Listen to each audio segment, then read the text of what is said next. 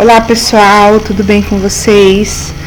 Hoje eu vou fazer uma aula online com o objetivo de revisar o conteúdo do primeiro bimestre do primeiro ano do Yolanda Ali,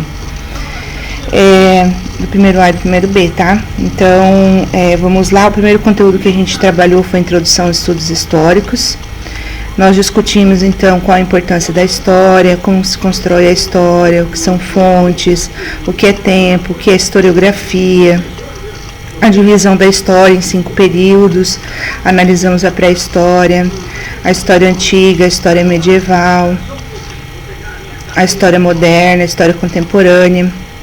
Analisamos quem são os agentes históricos, como nós influenciamos na história, como as nossas micro-histórias, elas fazem parte do todo, da complexidade da história.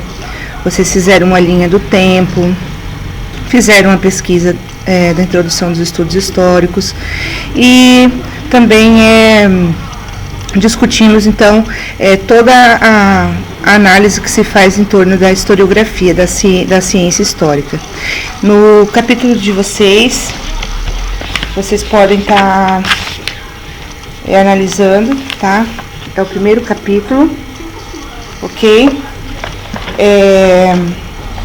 Nós entendemos, então, por que estudar a história. A história é a ciência que estuda a ação do homem ao longo do tempo, né? E todas as mudanças e todas as permanências que aconteceram com o homem desde a sua existência até hoje. Para analisar a pré-história, nós temos a ajuda de alguns outros cientistas, né, como os antropólogos, os paleontólogos, os sociólogos, enfim. Por quê? Porque a história ela começa a partir do momento que o homem aprende a escrever, aprende a deixar registros escritos do que aconteceu com ele ao longo do tempo. E como o homem da pré-história apenas deixou vestígios, né, através de vestígios físicos, como ossos e utensílios que eles usavam, né, ferramentas, objetos de barro, enfim, lanças, pinturas rupestres. Então, nós analisamos a história do homem a partir dos vestígios que foram deixados, não escritos. A história, por si só, ela começa a ser analisada a partir do momento que o homem aprende a escrever, deixar registrado. Isso mais ou menos há 4.000 anos antes de Cristo. E aí, de fato, nós começamos a entender a história como a história antiga. No primeiro ano, nós estudamos a história antiga e parte da história medieval, né, como a história dividida em períodos de permanências e rupturas. O surgimento do homem até o momento que ele aprende a escrever é considerada pré-história. Logo após, inicia-se a história antiga, né, onde nós analisaremos a história das primeiras civilizações, a história do Egito, da Mesopotâmia, os hebreus, persas, fenícios, a Índia, a China, o Japão. E também analisamos os gregos, os romanos, né? E depois iniciamos com a história média, né? A história medieval, iniciando com o feudalismo. Só para revisar, então, o primeiro capítulo nós estudamos, então, a introdução dos estudos históricos. Nós analisamos o que é história, que eu já falei, analisamos a relação do passado e presente, né? Essa questão da ruptura das permanências, o processo histórico, né, que é um conjunto, então, de acontecimentos que aconteceram em determinados períodos. Analisamos o que é o tempo, analisamos o tempo histórico, a duração dos tempos históricos que influenciam na divisão da linha do tempo da história, analisamos os períodos da história, analisamos as fontes históricas, né, porque para produzir história, para nós reconstruirmos a história, é preciso fazer uma análise das fontes, né. Trabalhamos a questão das fontes escritas e das fontes não escritas. A questão da memória também é muito importante a gente estar discutindo, né, até sugerir para vocês que nós iríamos fazer um trabalho onde vocês iriam fazer uma entrevista. E iniciamos daí o capítulo 2, as origens da humanidade, né, e a importância da agricultura. Então, nesse capítulo da página 24, que inicia o capítulo 24, na página 24, nós trabalhamos, então, como ocorreu a origem da nossa espécie. E analisamos as características dos nossos ancestrais, né, que habitavam a Terra há 7 milhões de anos. Então, nós temos ali a análise dos hominídeos, do gênero Homo, né, nós trabalhamos o Ardilopithecus cadaba, o Australopithecus, os Homo habilis e, por fim, o Homo sapiens. Na página 27, nós fizemos a análise, né, das características dos hominídeos. Também fizemos análise desse texto do passado e presente, onde nós analisamos, temos a análise de que a necessidade de adaptação ao clima, né, uma série de fatores que determinaram a pele dos indivíduos, por isso que nós não podemos falar em raças, né? Nós somos uma única raça, a raça humana, Homo sapiens, e nós nos diferimos em características físicas devido à adaptação que o homem teve, que o homem sofreu ao longo do tempo. Depois, na página 28, nós iniciamos, na página 28 mesmo, nós iniciamos então a análise dos períodos da pré-história. Então, desde o Paleolítico, né, onde as características principais do homem ser nômade, né, viver em busca da sua alimentação. O homem que surgiu na África vai passar a percorrer os continentes, a entrar nos continentes, o início da colonização primitiva, né, que vai se dar a partir da busca da alimentação, da busca da vida, da sobrevivência, né. Então nós trabalhamos todos os conteúdos ligados ao período paleolítico, onde o homem ainda era nômade, ainda caçava, coletava, possuía ferramentas primitivas. E também analisamos o que foi a Revolução Agrícola, que foi o momento em que o homem passou a praticar agricultura. Então isso não foi, né, do dia para a noite. Nós analisamos bem a complexidade do tempo, né, é um tempo muito vasto. A pré-história é o período mais antigo da história. Então a Revolução Agrícola ocorreu a partir do momento em que o homem, a partir da observação da natureza, iniciou-se então o processo de análise de como ocorria a agricultura. E essa Revolução Agrícola aí, ela vai ocorrer mais ou menos entre 12 mil a 15 mil anos atrás, né, com o fim do período interglacial, né, onde as características geográficas, o solo começou a ser, o frio começou a ser mais ameno, o solo estava mais fértil, né? Então, a partir daí, os grupos nômades começaram a construir, então, moradias, né? Começaram a se fixar, deixaram de ser sedentários, começaram a praticar agricultura, passaram a praticar pecuária, a criação de animais e se tornar sedentários, né? E geralmente essa sedentarização ela vai ocorrer perto de rios, né? Porque a necessidade da água vai ser fundamental para essas primeiras sociedades aí pré-históricas. E o domínio da agricultura ela vai provocar uma série de transformações, né? Que vai determinar não só a sedentarização do homem como o início de uma civilização. Porque a partir de então o homem ele nunca foi só, ele sempre andou em pequenos grupos, né? E a partir do momento da sedentarização o homem começa os seus nomes começam a crescer, as suas vilas começam a crescer e adquirir um certo grau de complexidade cultural, né?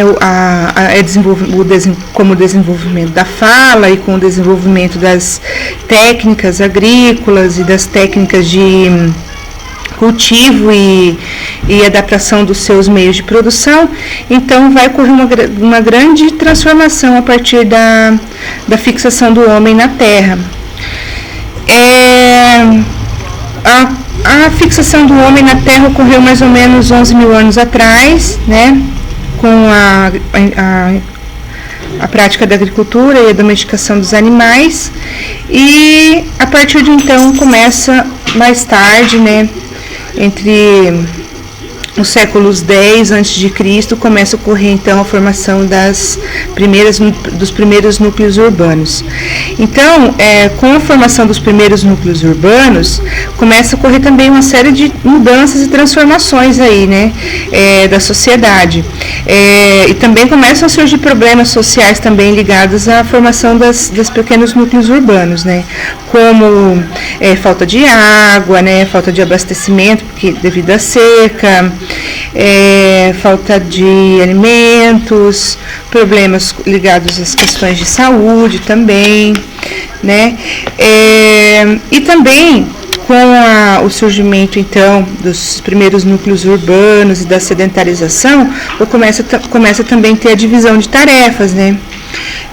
Porque o trabalho a partir de então na agricultura exige então uma sincronia do trabalho, existe uma análise, né? Também começaram a surgir aspectos ligados à ciência, o pensamento começou a ser questionado, quando é necessário, quando eu posso plantar, quando eu tenho que colher,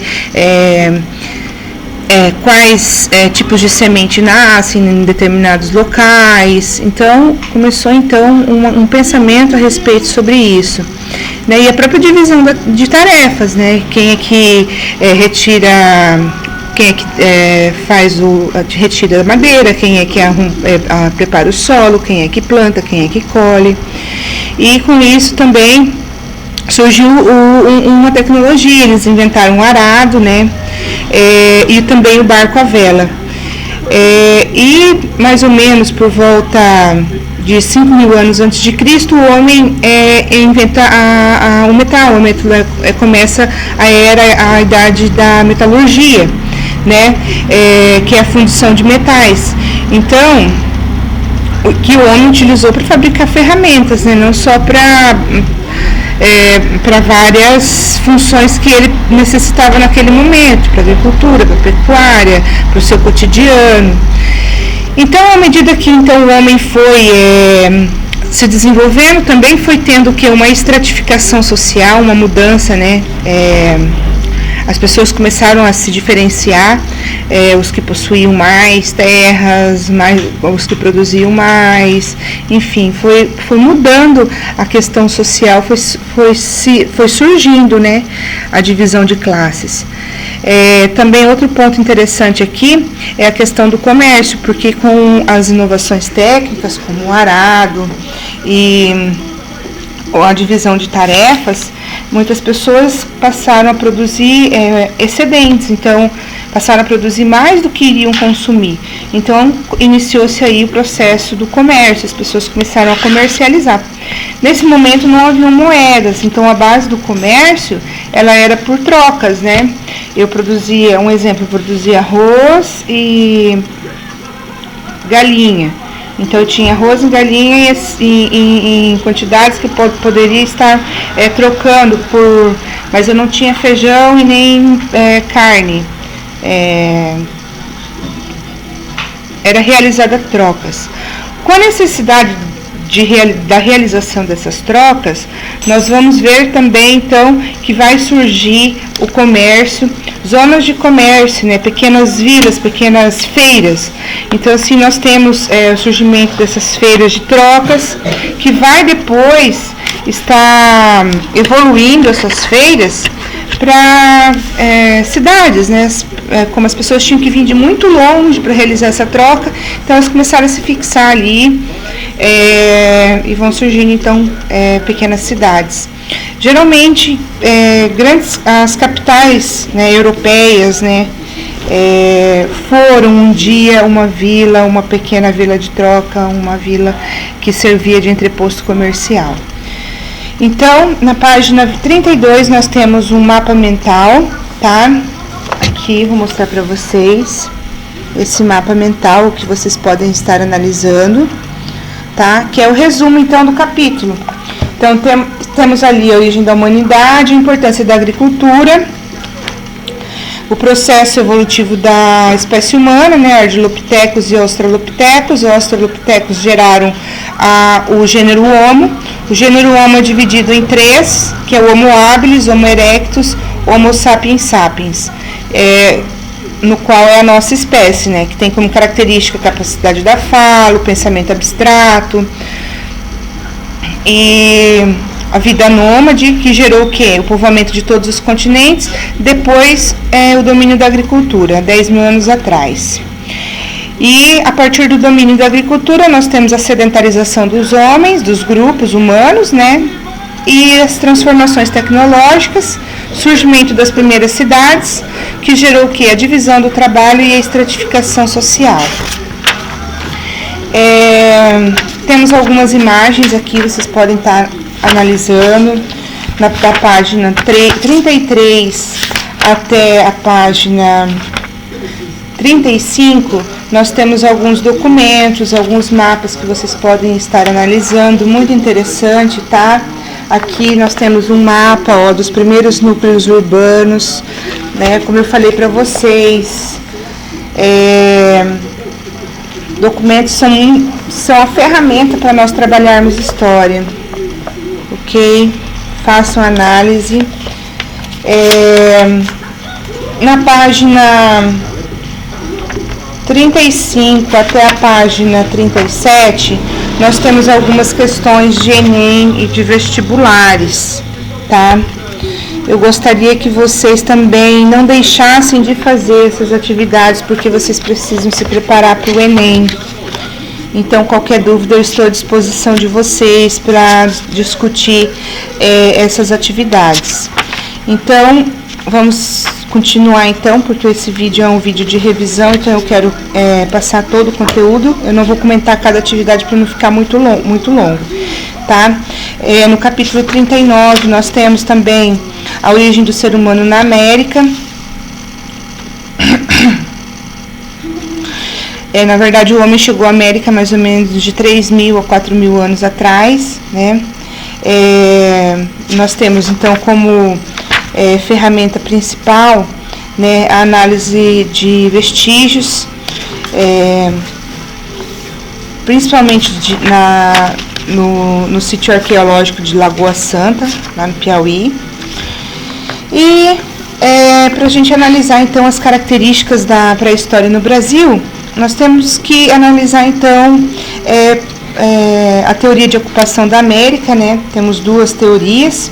A primeira teoria é que o homem tenha vindo pelo Estreito de Bering, e a segunda teoria é que ele tenha chegado pelo Brasil, ou chegado pela América,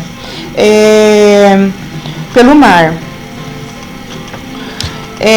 Os sítios arqueológicos do Brasil, gente, nós temos então, como eu falei para vocês, a Serra da Capivara, né, lá no Piauí, por volta de 20.000 anos atrás, então, segundo alguns estudiosos, viveram homens pré-históricos, no qual a gente tem os registros, né, mais antigos da ocupação do homem aqui no Brasil.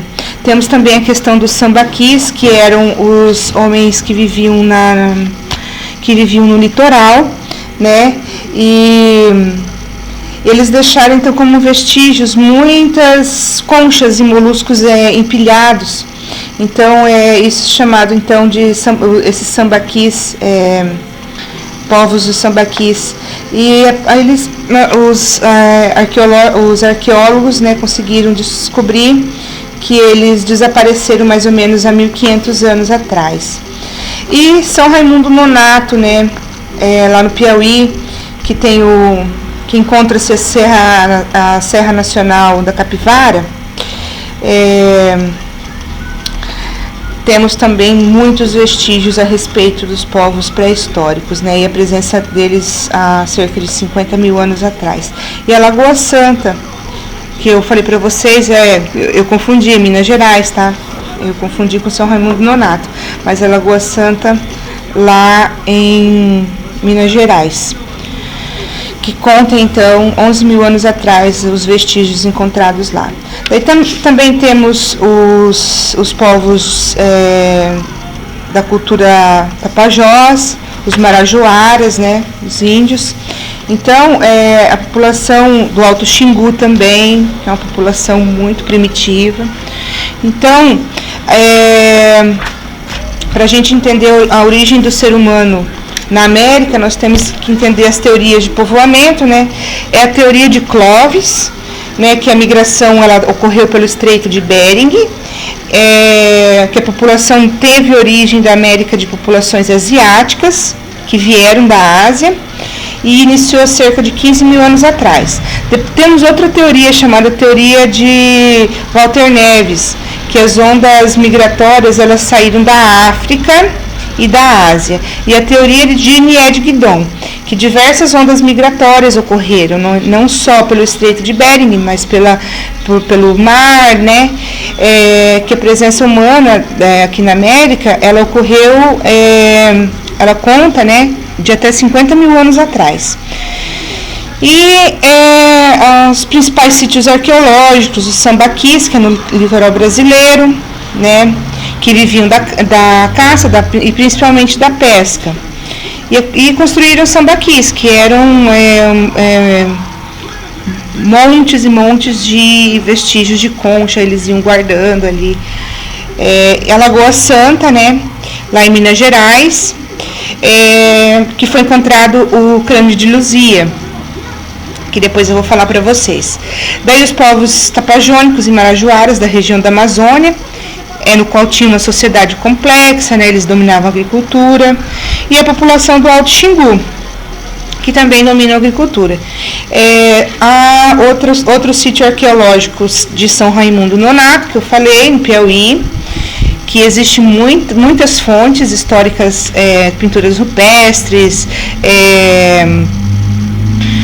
objetos, utensílios domésticos, muitos fósseis também foram encontrados em São Raimundo Nonato. E há também outra civilização do Zumbu e o Maitá, tá? Que foram encontradas na região sul e lá em São Paulo. Quais as características que os historiadores descobriram sobre as tradições umbus e o Maitá? A tradição usavam armas de caça, né? Descobriram várias armas de caça. Também eles fabricavam objetos de pedra e objetos para caça, né, e pesca. E os povos de Tararé, da região sul e sudeste. Uma característica bem interessante desses povos de Tararé é que eles construíam as suas habitações embaixo do solo. E o que mais que eu vou falar sobre? Então é isso, na página 49 até a página 51 tem algumas atividades também ali de universidades, da FUVEST, da Federal de Pernambuco, e também do Enem. Tem um documento bem interessante que nós podemos analisar na página 53, né? É uma reflexão sobre os objetos, né? As roupas, a evolução das roupas ao longo do tempo, eu gostaria que vocês vissem, muito interessante, tá?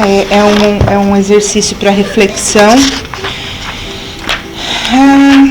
e a Mesopotâmia.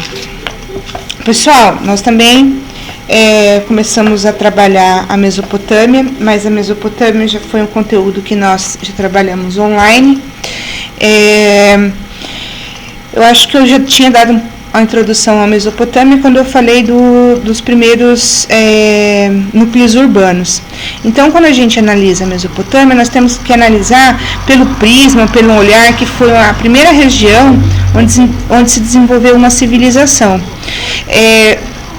A Mesopotâmia, ela fica no oriente do Crescente Fértil. Aqui está o mapa, tá? Nós temos que ver que ela fica onde hoje é a região da Turquia, do Irã, da Arábia Saudita, da Síria, né? Então é uma região desértica, onde como de importância fundamental era a existência de água. Então, por que é chamado Crescente Fértil? Né? Devido à qualidade das águas, das terras, porque não tem como se praticar agricultura na areia do deserto. Então, essa região ali, entre o rio Eufrates e o rio Tigre, era considerado, então, um oásis do deserto, o que motivou a instalação de vários grupos humanos, de várias civilizações, de vários povos, né? Como os sumérios, os caldeus, os babilônios, os assírios, os persas, os medos. Então, todas essas civilizações que se fixaram na Mesopotâmia traz para nós um conhecimento específico, traz para nós uma característica cultural muito peculiar, que nós temos que refletir acerca da contribuição desses povos para o mundo. Por exemplo, a civilização suméria, né, que se desenvolveu perto do rio Eufrates. Então, tem como característica a escrita cuneiforme, né, que era a escrita feita em placas de argila, usando cunha. É uma forma de escrita muito comentada,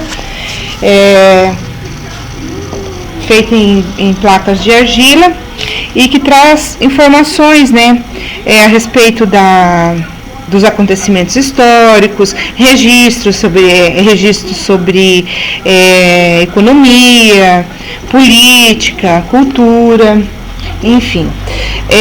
Outro povo importante da Mesopotâmia, que eu já falei para vocês, na verdade, os sumérios tiveram a contribuição relacionada à escrita, mas nós também temos os povos babilônicos, tá? Temos também a questão do direito, primeiro código de leis, o código de Hammurabi, né, o rei Hammurabi, e o Egito também. Enquanto uma civilização antiga, nós também vou fazer também um comentário. O Egito, né, também é uma sociedade hídrica, que tinha como principal fator de desenvolvimento o rio Nilo. Então, nós temos ali o deserto da Líbia de um lado, o deserto da Arábia de outro. Então, o fator fundamental para o desenvolvimento do Egito foi o rio Nilo. Né? O rio Nilo, então, ele começa a ser habitado mais ou menos por volta de 3.500 anos antes de Cristo, né? Os nomos vão ser unificados. Existia o Baixo e o Alto Nilo, porque, como vocês podem ver na página 61, o Egito é bem grande, né, gente? Então, para ocorrer uma administração de todo esse território, o Egito foi dividido em duas partes. Em 3.500 anos atrás, o Baixo e o Alto Nilo foi unificado por Menes. Então, é bem interessante a gente saber porque Menes, então, é considerado um faraó um faraó que é lembrado e é tido como importante, tá? E quem eram os faraós? Os faraós, eles eram considerados um deus vivo na terra. Então, assim, é uma sociedade teocêntrica, são politeístas, né, acreditam em vários deuses, e tem como um líder soberano o poder do faraó, existiam também no Egito, enquanto sociedade, os escribas, né, os sacerdotes, os funcionários públicos que auxiliavam no desenvolvimento do Egito. Então, e por fim, os camponeses, os artesãos e escravos. Então, se a gente fosse analisar então o Egito em camadas sociais, nós teríamos essa pirâmide aqui, ó, para analisar então como era a estratificação social do Egito, a organização social do Egito. O Egito também teve que ter 3 formas de escrita, tá, gente? A hieroglífica, a hierática, e aqui, calma aí, aqui tem, e a demótica, aqui, ó. Tem uma foto para vocês observarem. Cada tipo de escrita era usada em determinadas funções. Por exemplo, para escrever então para escrever algo religioso, né, eles usavam então o tipo de escrita. Para escrever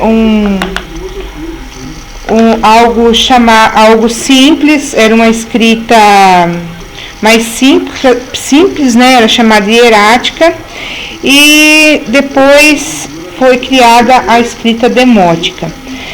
Pessoal, em relação à religiosidade do Egito Antigo, nós temos que entender da seguinte forma. Os egípcios, eles eram politeístas, acreditavam em vários deuses, mas eles eram antropomórficos, eles acreditavam em deuses que também tinham características de animais.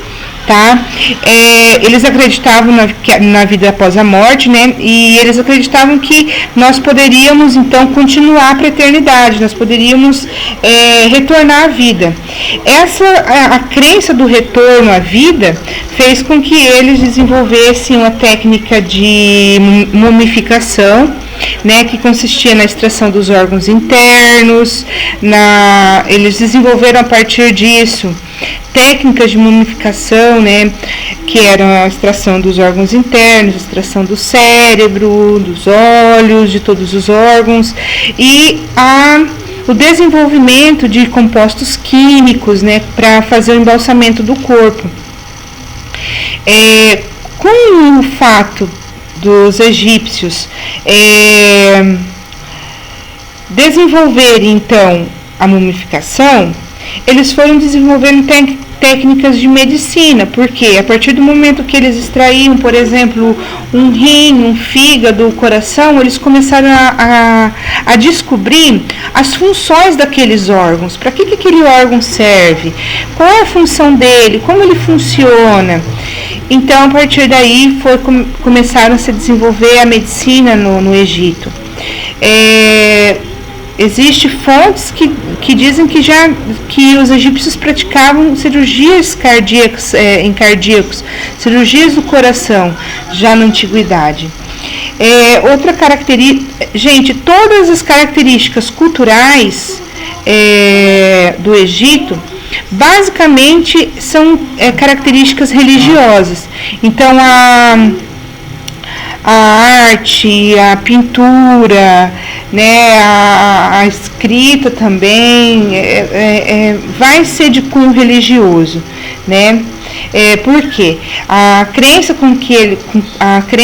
como eles encaravam a morte, então eles registravam tudo o acontecimento, né? Então, geralmente nós temos muitos filmes a respeito de tumbas, de faraós, de múmias. Então, porque existe uma aura de mistério devido às pinturas. Todas as tumbas eram pintadas, tinha todo um ritual à morte, né? A morte ela era ritualística, e a arte servia para as questões religiosas.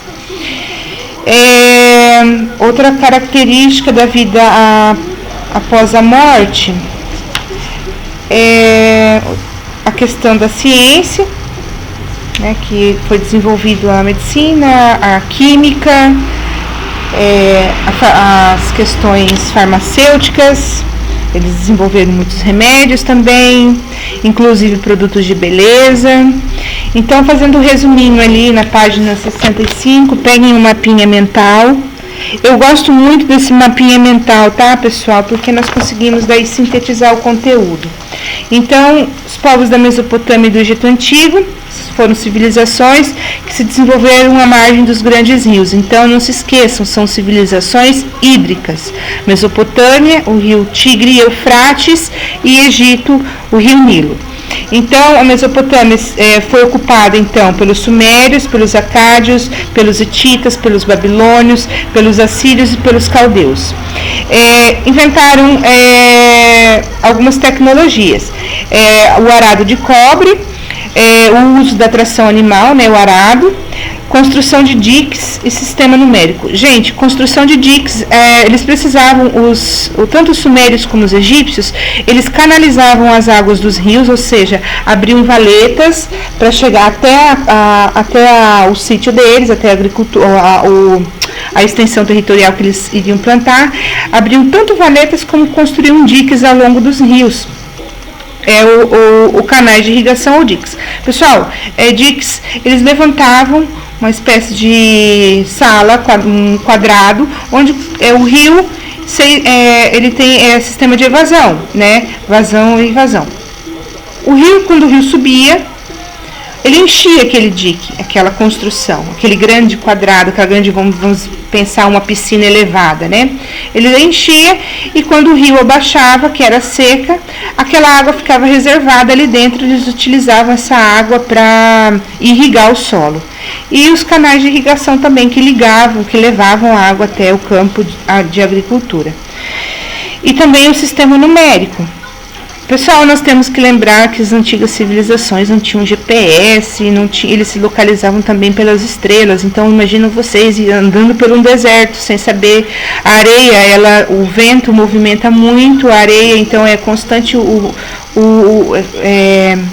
é constante a mudança do aspecto geográfico. Então, o homem também desenvolveu técnicas da astronomia e também da astronomia e da astrologia também. Nesse momento aqui, os egípcios, né, com o crescimento populacional, eles formaram nomos, né, surgiram os monarcas, os faraós. Os mesopotâmios escreveram, houve a criação da escrita, organização política também. Na Mesopotâmia existia então organização política, em torno de cada povo existia uma cidade-estado. O que é uma cidade-estado? São cidades que têm autonomia, têm suas próprias leis, seus próprios conjuntos de leis, sua própria língua, sua própria organização de pesos e medidas.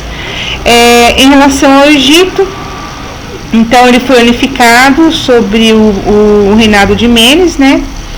E depois da unificação houve várias dinastias de vários faraós, né? Crença, né, em vários deuses, como eu já falei, uma sociedade estratificada e o desenvolvimento científico, né? Engenharia hidráulica, embarcações, conhecimentos da anatomia humana, como eu já falei para vocês. Daí na página 67 até a 69, nós temos aí questões de Enem, questões de vestibular, que eu gostaria que vocês também fizessem, pessoal, porque nós precisamos estar se preparando para o Enem, apesar, né, de toda essa loucura que está sendo, as aulas online, enfim, nós precisamos focar no futuro, ter esperança, né, e acreditar em vocês, que vocês vão arrasar no Enem, vão ir bem, enfim. Pessoal, 40 minutos no meu vídeo, esse é o resumo geral, assim, é o que eu pude fazer. Peço perdão para vocês, não estou habituada a estar fazendo vídeo, mas eu acho importante, porque é a ferramenta que nós temos agora para para estar levando conhecimento para vocês, ok? É claro que existem outros professores aí, youtubers, que tem edição de vídeo, que tem muito mais conhecimento que eu, mas é o conteúdo que eu quis passar para vocês agora do livro, da ferramenta que vocês têm aí em mãos. Utilizem dela, tá? Para vocês estudarem, aprenderem da forma com que nós iríamos aprender se estivesse em sala de aula, discutindo, analisando ponto a ponto, tá bom? Um beijo para vocês, fiquem com Deus. Qualquer dúvida, vocês não tenham vergonha, não tenham medo, podem me mandar mensagem que eu estarei atendendo as dúvidas de vocês, tá ok? Um abraço, fiquem com Deus.